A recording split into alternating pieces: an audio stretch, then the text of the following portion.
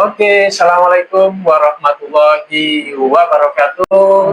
Salam warahmatullahi Salam wabarakatuh. sejahtera untuk kita semua. Kembali lagi di podcast Instruktur Bicara episode 8. Kali ini episode yang spesial karena setiap minggu kita menyajikan episode-episode yang spesial, informasi-informasi yang menarik tentang dunia ketenagakerjaan. Di episode kali ini saya sudah ditemani seorang ibu yang sangat luar biasa. Beliau pernah mengenyam pendidikan di Universitas Airlangga Surabaya, Universitas Negeri Jember, S2-nya, dan saya perkenalkan dengan Ibu Sevi Renita Setianingrum. Ya, terima kasih Kak Bagaimana Azul. keadaan, kabar hari ini Ibu? Alhamdulillah, di tengah ini tiba-tiba cuacanya berubah menjadi hujan. Hari ini setelah kemarin beberapa bulan terakhir ini ada hangat, tapi alhamdulillah semuanya dalam keadaan sehat. Yang penting adalah harus sehat. Ya, alhamdulillah segala puji bagi Tuhan memberikan hujan. Hujan adalah satu berkah apalagi kita. hari Jumat. Jadi kita di sini podcast bersama Ibu Sevi selaku pimpinan atau kepala BPJS Ketenagakerjaan Provinsi Maluku. Jadi di sini kita bincang mengenai pentingnya jaminan sosial untuk pekerja, khususnya di Kota Ambon, Ibu. Kira-kira mungkin bisa sedikit diuraikan, kira-kira berapa penting sih jaminan sosial? Karena kalau setahu saya sebagai pekerja, ada mungkin yang sudah tahu, oh ini penting, ada juga yang memang sedikit apatis atau acuh, cuek atau bagaimana. Jadi penting kita perlunya jaminan sosial untuk para pekerja, khususnya di Kota Ambon. Bagaimana Ibu? Baik, terkait pentingnya perlindungan jaminan sosial bagi pekerja di Kota Ambon khususnya, karena jaminan sosial atau social security ini menjadi salah satu pilar utama yang menopang dari sisi ekonomi. Karena kita tidak pernah tahu bahwa selama kita bekerja itu ada risiko-risiko sosial. Risiko sosial seperti adanya keputusan hubungan kerja, kemudian berakhir kontrak, ada risiko meninggal dunia pada saat kita bekerja, kemudian juga risiko pada saat terjadinya kecelakaan kerja. Nah, hal-hal seperti ini menjadi penting bagaimana kita sebagai pekerja itu mengetahui bahwa ketika risiko itu terjadi, siapa yang atau apa yang akan melindungi kita. Nah, salah satunya adalah perlindungan jaminan sosial ketenagakerjaan ini. Selain itu juga untuk mengentas atau mengurangi angka kemiskinan baru akibat kan pastinya pemberi kerja ini adalah mereka pencari nafkah keluarga. Begitu, mencari nafkah keluarga yang harus menghidupi keluarganya, baik itu pasangannya maupun anaknya. Nah, melalui perlindungan jaminan sosial juga adanya manfaat beasiswa, itu memastikan kepastian dari keberlanjutan dari bagaimana kita membangun bangsa kita, memastikan pendidikan untuk anak-anak dari sisi pekerja. Mereka bisa dari TK sampai kuliah lulus. Apabila terjadi risiko kematian, orang tuanya sudah terdaftar, terlindungi sehingga sekolah mereka tetap lanjut. Begitu. Jadi itu ya Sobat Kerja, pentingnya jaminan sosial. Artinya di sini ada terjamin hari tuanya juga, terjamin apalagi ini Bu? Ketika terjadi risiko kematian melalui JKN, kecelakaan kerja, termasuk penyakit akibat kerja. Karena khususnya daerah pertambangan itu ada paparan-paparan begitu kan ya, dari zat-zat apakah itu kimiawi ataupun debu-debu, radiasi, itu bisa mengubah fisiologis kita. Nah, sesuai regulasinya penjaminnya adalah melalui jaminan sosial kecelakaan kerja ini. Begitu. Jadi sudah jelas ya Sobat Kerja, yang namanya jaminan sosial itu melindungi pekerja. Jadi mulai dari jaminan PHK kan juga ada. Kesehatan kerja, keselamatan kerja, kecelakaan kerja, kemudian jaminan hari tua. Dan jangan lupa jaminan kematian. Jaminan kematian. Jadi itu pentingnya buat Sobat Kerja untuk ikut atau menjadi peserta di jaminan sosial, khususnya BPJS Ketenagakerjaan. Oke, lanjut ini Bu. Kira-kira di tengah proses kerja nih, pastinya ada suatu kendala atau risiko yang dialami. Kira-kira mungkin bisa dijelaskan atau diinformasikan risiko apa aja sih yang sering kali dialami oleh para pekerja khususnya di kota Ambon. Baik, untuk risiko-risiko yang sering terjadi, yang pertama adalah pada saat peserta masih aktif bekerja itu risiko kecelakaan kerja. Betul, Jadi, kecelakaan kerja. perlindungan jaminan sosial ketenagakerjaan, khususnya untuk area ranah perlindungan kecelakaan kerja itu adalah melindungi pekerja dari mulai berangkat dari rumah menuju tempat kerja, kemudian selama bekerja, apakah itu nanti di dalam kantor atau pekerjaannya di luar, sampai pulang kembali.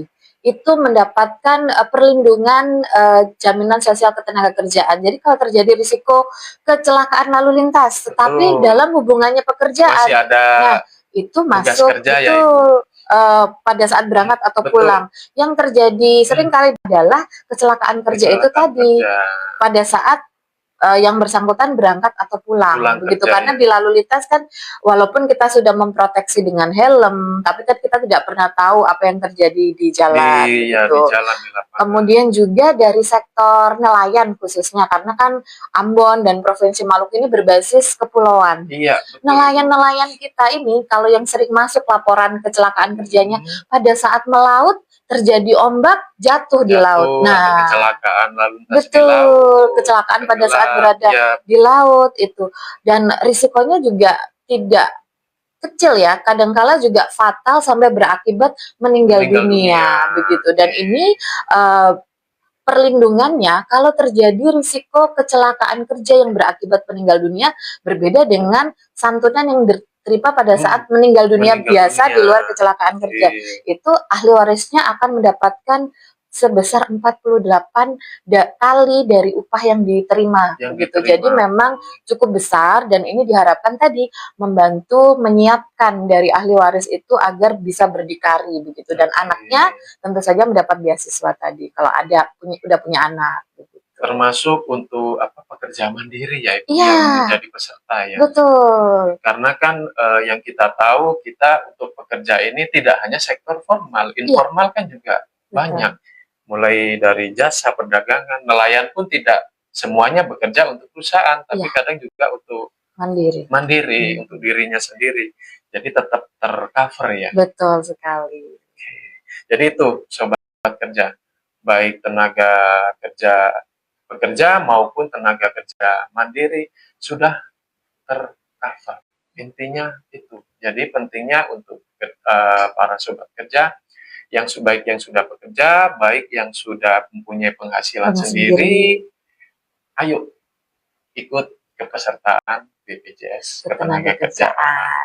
Karena kalau dulu ketika waktu saya kerja pun baru tahu ternyata ada, setelah saya, karena kan tidak selalu kita bekerja itu selalu bekerja mengikuti perusahaan. Kadang mungkin kita ketika ada PHK atau perusahaan sedang kolaps, pastinya kita kan beralih menjadi seorang tenaga kerja mandiri. Dan mandiri itu ternyata juga kita bisa daftar di situ. Betul. Jadi tetap terlindungi oleh jaminan sosial ketenagakerjaan. Kemudian lanjut nih Bu. Kalau lihat dari karakteristiknya di Ambon tadi sudah kita bahas, ada sektor formal sama informal. Seberapa maksudnya penyerapan untuk kepesertaan ini seberapa besar sih Ibu? Apakah sudah tercakup berapa persen, atau mungkin hampir semuanya sudah tercover, atau bahkan mungkin ada yang belum? Jadi kalau sebagai informasi untuk para sobat kerja khususnya yang ada di Kota Ambon ini, untuk cakupan kepesertaan dari pekerja di luar ASN dan TNI Polri yang sudah menjadi peserta BPJS Ketenagakerjaan dari sektor formal atau kita kenal dengan nama penerima upah itu baru cakupannya sekitar 50%. 50%. Baru 50%-nya. Nah, kemudian dari pekerja informal ini yang masih sangat-sangat belum optimal, itu baru sekitar 7.150 pekerja informal yang baru terdaftar dari, kalau berdasarkan data BPS itu kurang lebih ada 52.000. Jadi memang gap-nya ini sangat tinggi sekali. begitu. Kemudian sektor ketiga ini yang mungkin sobat kerja lainnya juga perlu ketahui, kalau ada pembangunan gedung itu kan ada proyek. Nah, proyek itu biasanya kan yang diketahui, oh yang penting CV-nya aja nih yang ikut, tapi bagaimana dengan pekerja yang mengerjakan proyek yang sifatnya lepas begitu ya, itu dilindungi juga melalui sektor jasa konstruksi ini. Dan masih sama, kurang lebih posturnya seperti di informal tadi memang masih kecil. Jadi mungkin melalui kesempatan ini kami ingin memastikan saja bahwa jika ada sobat kerja lain yang bekerja di sektor jasa konstruksi tadi, pastikan bahwa proyeknya sudah didaftarkan BPJS Ketenagakerjaan sehingga seluruh pekerjanya sudah terdaftar dan terlindungi tadi. Jadi untuk yang memang segmen pekerja ini memang harus pekerja harus berkonfirmasi dengan perusahaan yang penyedia kerja. Kalau dia memang berhak punya BPJS, jaminan sosial, perlindungan, itu sobat kerja. Mungkin yang juga menjadi pertanyaan pribadi saya, Bu, terutama yang sektor informal ini, model sosialisasi seperti apa biar sektor informal ini bisa terserap dengan maksimal gitu. Baik. Karena berkaca pada diri saya dulu, setelah selesai bekerja di suatu perusahaan, kemudian menjadi tenaga kerja mandiri, ibaratnya untuk apa sih daftar jaminan sosial? Apalagi dipengaruhi oleh faktor, kalau tenaga kerja mandiri kan biasanya faktor penghasilan yang memang tidak stabil. Satu hari ini dapat, mungkin besok belum, atau bulan ini lagi turun, bulan besok naik. Itu bentuk cara sosialisasi biar tetap ikut menjadi peserta itu bagaimana?